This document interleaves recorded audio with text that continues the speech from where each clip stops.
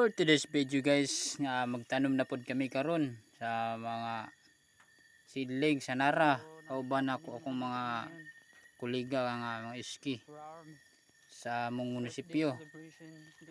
O samtang nga nagbaklay kami, grabe kayo ka lapok ang agianan guys. So kita na gikan gi harvester. Medyo lalim di ay. Kaluoy nagtinapak-tapak yung taon na akong kauban o si G-Mark, Honorable G-Mark guys, naguna umawad na siyang iski ng ano barangay Kinabigtasan. Kadto po daw kong mga kauban o una o nag mauto ya mo guide. So sila gipauna na mo sila man sinati. Tumatabok na kami ngayon ng ito pa na akong kaubanan guys. Perting loya akong biya kan laging tagsarapod maka tamak o lapok. So kumbate kami guys ani kay alang sa pag-celebrar sa Earth Day celebration sa pagpakita nga wala kami magpabaya sa ano atong kalikasan. Kami guys naabot na kami hapit na ang makaubanan to pa nilayo pa kayo.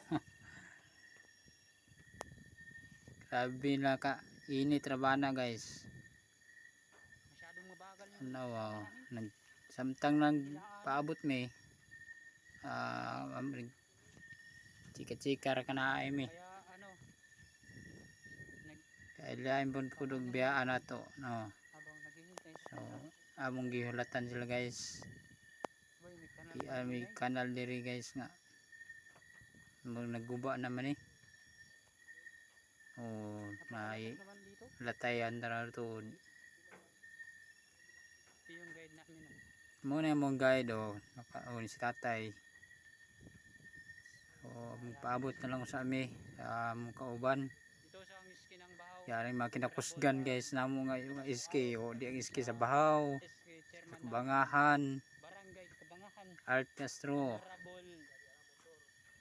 shout out. So ay na dool na to na isa nagdagan na excited na gud siya magtanom og kahoy. So na po do iski chairman chairwoman ba ni chairman dayon sa libog bana.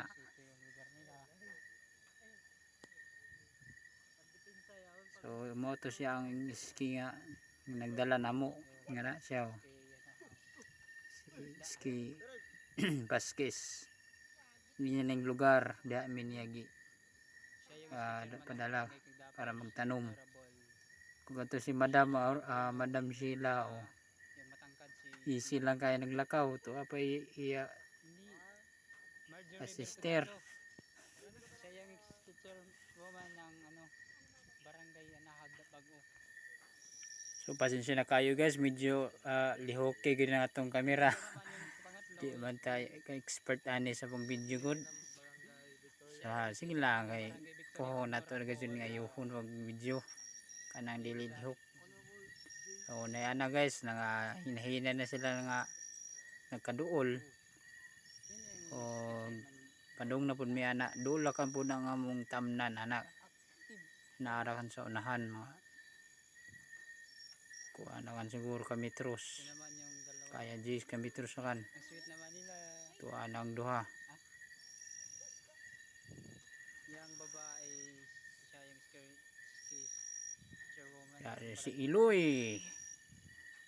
Iloy ng iski chairman ng Barangay Layog. Agoy boy delit man si Iski J.